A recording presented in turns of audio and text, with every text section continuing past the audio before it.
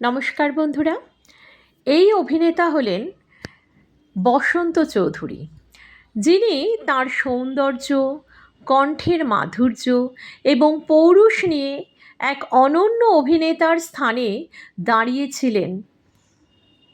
শুধুমাত্র অভিনেতা নয়, তিনি ছিলেন সংগ্রাহক, প্রাচীন ইতিহাস প্রেমী।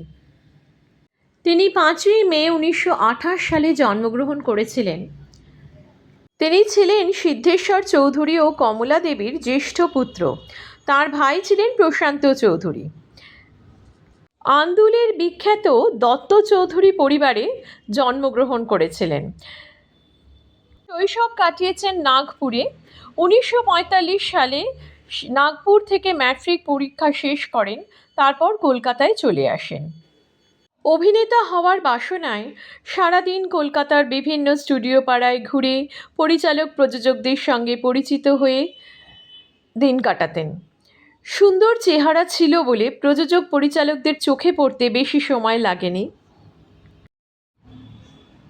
বেশ কিছুদিন ঘোরাঘুরির পর তিনি সুযোগ পেলেন রাধা ফিল্মসের নতুন ছবি মন্দিরের নায়ক চরিত্রে। 3000 টাকার পিকচার কন্ট্রাক্ট হলো, অগ্রিম হিসেবে পেলেন 300 টাকা। সেটাই তার প্রথম রোজগার। এরপরেই ডাক পেলেন মহাপ্রস্থানের পথে নায়কের ভূমিকায়। নায়িকা ছিলেন নবাগতা অরুন্ধতী মুখোপাধ্যায়। তিনি যখন সৌরেনবাবুকে জানালেন যে মন্দির ছবির সাথে মহাপ্রস্থানের পথে শুটিং করতে চান, তখন সৌরেনবাবু বললেন, নিউ থিয়েটার্সের ছবিতে কাজ করলে আর কোনো ছবিতে কাজ করা যাবে না, সেটাই নাকি শর্ত। তখন দ্বিধাগ্রস্ত অবস্থায় ছুটে গেলেন রাধা স্টুডিওর মাধববাবুর কাছে। মন্দির ছবিতে কাজ করতে পারবেন না বলে ক্ষতিপূরণ দিতে হলো। এরপর 1952 সালে মুক্তি পেয়েছিল বসন্ত চৌধুরী ও অরুন্ধতী দেবী অভিনীত মহাপ্রস্থানের পথে, যেটি বাংলা সিনেমার প্রথম ট্র্যাভেল ফিল্ম বলা যেতে পারে। ছবিটি সুপারহিট হয়েছিল। এই ছবিতে বিপুল সাফল্য অর্জন করার পর 1953 সালে দ্বিতীয় ছবি এলো ভগবান শ্রীকৃষ্ণ চৈতন্য, এবং সেটিও ভীষণভাবে জনপ্রিয় হয়েছিল। তারপর 1954 সালে নীরেন লাহিড়ীর যদু ভট্টতে, সেখানে বসন্ত চৌধুরী পার্শ্ব চরিত্র পেয়েছিলেন। আবার 1955 সালে তাঁর 4টি ছবি মুক্তি পেয়েছিল, দুজনায় ভালোবাসা, দেবী মালিনী ও অপরাধী। একদিকে যখন বসন্ত চৌধুরী বিপুল জনপ্রিয়তা অর্জন করছে, অন্যদিকে 1954 সালে মুক্তি পেয়েছিল অগ্নি পরীক্ষা, যেই ছবির মাধ্যমে উত্তম সুচিত্রা জুটি বাংলা ছবির দর্শকের সামনে উপস্থিত হয়েছিল। তার আগে 1953 সালে মুক্তি পেয়েছিল 74, এবং সেই 1953 সাল থেকে উত্তম সুচিত্রা জুটির জয়যাত্রা শুরু হলো। বসন্ত চৌধুরী সুচিত্রা সেনের সাথে বেশ কিছু ছবি করেছিলেন, কিন্তু তাহলেও উত্তম সুচিত্রা জুটি দর্শকের কাছে ভীষণভাবে আপন হয়ে উঠল। ধীরে ধীরে উত্তম সুচিত্রা জুটি জনপ্রিয়তা পেল, এবং বসন্ত সুচিত্রা জুটি কিন্তু আস্তে আস্তে জনপ্রিয়তা সেই জুটির কমে গেল। জুটির জনপ্রিয়তা কমে গেলেও বসন্ত চৌধুরী এবং উত্তম কুমারের ব্যক্তিগত সম্পর্কের উপর এর কোনো ছাপ পড়েনি। দুজনের মধ্যেই বন্ধুত্ব ছিল। অনেক ছবি রয়েছে যেসব ছবিতে উত্তম কুমার নায়ক এবং বসন্ত চৌধুরী পার্শ্ব চরিত্রে অভিনয় করেছেন, এবং সেখানে তার নিজস্ব অভিনয় শৈলী দিয়ে সম্পূর্ণভাবে নজর কেড়েছেন। যেমন শঙ্খবেলা, বকুল, হার জিত, যদি জানতেম, এইসব ছবিতে বসন্ত চৌধুরী তার নিজস্ব অভিনয় শৈলী সম্পূর্ণভাবে অন্য এবং আলাদা মেজাজে দর্শকদের কাছে একটা জায়গা তৈরি করে নিয়েছিলেন। তাই তিনি নির্দিষ্ট কোনো ইমেজ তৈরি কখনো করেননি। এই সময় উত্তম কুমার মহানায়ক, তার খ্যাতির তিনি একদম খ্যাতির শীর্ষে, কিন্তু সেখানেও বসন্ত চৌধুরী নিজস্ব প্রতিভা গুণে ভাস্বর হয়ে আছেন। একটা বড় উপমা দ্বীপ জেলে যায় ছবিটির ক্ষেত্রে। দ্বীপ জেলে যায় ছবিতে সুচিত্রা সেনের বিপরীতে বসন্ত চৌধুরীর অভিনয় চোখে পড়ার মতন ছিল। এই সময় উত্তম কুমারের প্রচণ্ড জনপ্রিয়তা, প্রচণ্ড খ্যাতির সামনে দাঁড়িয়েও তিনি নিজের জায়গাটাকে বেশ আলাদা করে দিয়েছিলেন, এবং সেই কারণেই বাংলা চলচ্চিত্রে বসন্তদা তার যাবতীয় দৈহিক সৌন্দর্য, কণ্ঠের মাধুর্য, পৌরুষ ইত্যাদি নিয়ে এক অনন্য অভিনেতার স্থানে দাঁড়িয়ে রয়েছেন।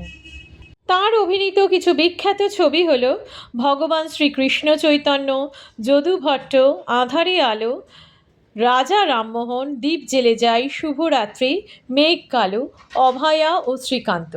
বহু বছর ধরে মঞ্চেও অভিনয় করেছেন। তারাশঙ্কর বন্দ্যোপাধ্যায়ের আরোগ্য নিকেতন নাটকে নবীন চিকিৎসকের প্রধান চরিত্র দিয়ে তার থিয়েটার জীবনের সূচনা হয়েছিল।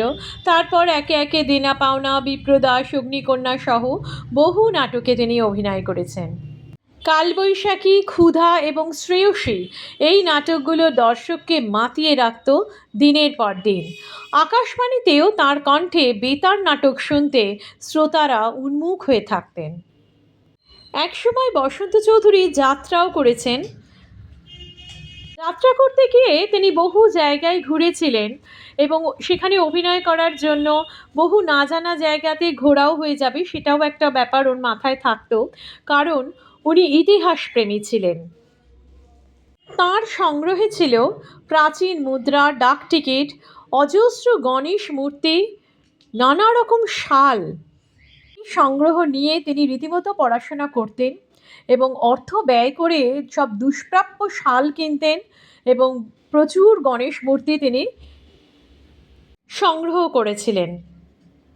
মৃত্যুর আগে তিনি এই তার গণেশ মূর্তির যে সংগ্রহ ভাণ্ডার তা জাদুঘর দান করে দিয়ে যান, সেই জাদুঘরে দান করে দিয়েছিলেন। বসন্ত চৌধুরীর মতন ইতিহাসপ্রেমিক অভিনেতা খুব কমই হয়। একদিকে উনি অভিনয় করে গেছেন একটার পর একটা নাটকে, একটার পর একটা সিনেমায়, তার সাথে ঐতিহাসিক সংগ্রহ নিয়ে অগাধ পড়াশোনা করে গিয়েছিলেন। তার জীবন দুটো ভাগে বিভক্ত হয়ে গিয়েছিল। একটা পেশাদার জীবন, পেশাদার জীবনে তিনি অত্যন্ত সফল ছিলেন, অর্থাৎ অভিনেতা হিসেবে তিনি খুবই জনপ্রিয়তা অর্জন করেছিলেন, কিন্তু তার ব্যক্তিগত জীবনে তিনি সেভাবে সফল ছিলেন না। 1957 সালে কবি অজিত চক্রবর্তীর ছোট ছেলে যুধাজিৎ চক্রবর্তীর কন্যা অলকা চক্রবর্তীকে তিনি ভালোবেসে বিয়ে করেছিলেন। কিছু সাক্ষাৎকার থেকে জানা যায় বয়সের ব্যবধান প্রায় 14 বছর ছিল।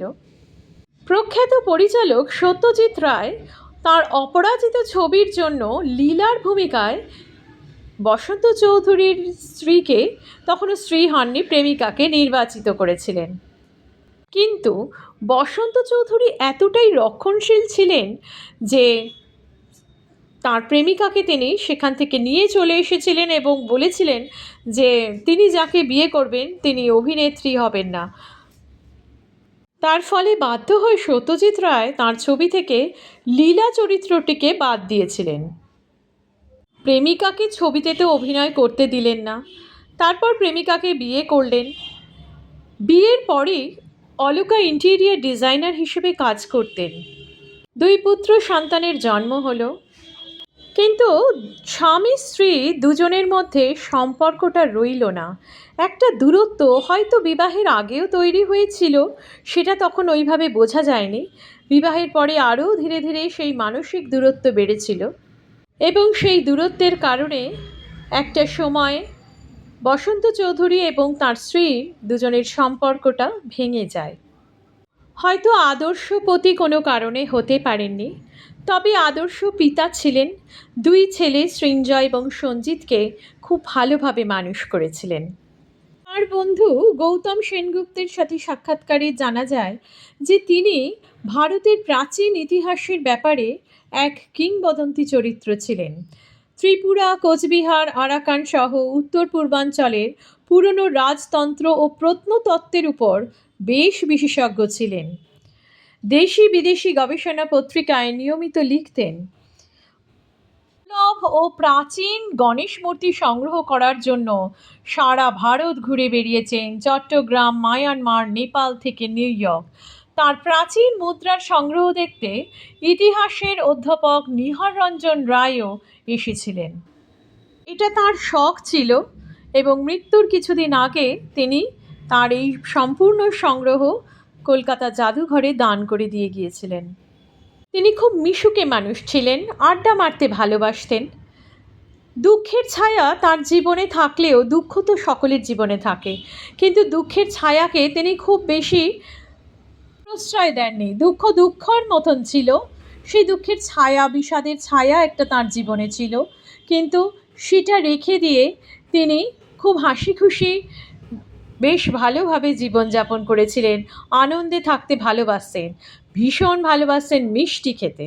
তার পুত্র সঞ্জিত চৌধুরীর লেখা পড়ে আমরা জানতে পারি যে তিনি কোন দোকানের কী মিষ্টি ভালো সে নিয়ে প্রায় গবেষণা করে ফেলতেন, এবং শুধুমাত্র খাতায় কলমে নয়, জিভ অর্থাৎ স্বাদের সাহায্যেও তিনি গবেষণা করতেন। মিষ্টির প্রতি তার অসাধারণ আসক্তি ছিল। তার লেখায় আমরা জানতে পারি যে তিনি বলেছেন যে উত্তর কলকাতার এক মিষ্টির দোকান গিরিশচন্দ্র দে ও নকুড়চন্দ্র নন্দীর দোকানে তার বাবার গাড়ি এসে থামত। প্রায় ৩০-৩৫ বছর ধরে সুযোগ পেলেই নকুড়ের মিষ্টি খাওয়া এবং সেই বাক্সটি দেখে এমনভাবে বলতেন যে দেখি তো কেমন করেছে আজ, মনে হতো এই প্রথম সেই মিষ্টি বোধহয় তিনি খেয়েছেন। একবার দক্ষিণ কলকাতার এক বিখ্যাত দোকান থেকে বসন্ত চৌধুরী মিষ্টি নিয়ে এসেছেন এবং পরের দিন সেই মিষ্টির দোকানে গিয়ে দোকানের মালিককে বললেন যে কর্মচারী কি নতুন? তো দোকানের মালিক বললেন যে না তো। তখন বসন্ত চৌধুরী বলেছিলেন যে আগের দিনের মিষ্টিটার স্বাদটা একটু অন্য রকম। তো ভদ্রলোক বলেছিলেন যে যে মিষ্টি বানাতো সে কদিনের জন্য দেশে গিয়েছে, এখন অ্যাসিস্ট্যান্ট বানাচ্ছে। তো এই রকমভাবেই উনি বুঝতে পারতেন, তাই মানে কে মিষ্টিটা তৈরি করছে সেটাও কিন্তু উনি বুঝতে পারতেন। যখন মিষ্টির অর্ডার দিতেন তখন ময়রাকে রীতিমতো বলে দিতেন পাকটা কড়া হবে, মিষ্টিটা কম হবে, আরও নানা সূক্ষ্ম ব্যাপার স্যাপার, সেটা একমাত্র ময়রাই বুঝতে পারত। এইভাবে উনি ডিরেকশন দিয়ে মিষ্টি তৈরি করাতেন। বিভিন্ন সাক্ষাৎকার থেকে জানা যায় এই অভিনেতা স্বাস্থ্যের ব্যাপারে মোটামুটি কনসিয়াস, সচেতন ছিলেন। এককালে সিগারেট খেতেন কিন্তু পরে সিগারেটও ছেড়ে দিয়েছিলেন, কিন্তু তা সত্ত্বেও ধরা পড়ল দুরারোগ্য ক্যান্সার, অনেকটাই ছড়িয়ে পড়েছিল। এত সেন্স অফ হিউমার ছিল যে ওষুধপত্রের চাপে তার ওজন খানিকটা যখন কমে গেল, তিনি বললেন গত 10 বছরের চেষ্টায় তো হয়নি, যাক এখন এই ভুঁড়িটা অন্তত কমেছে।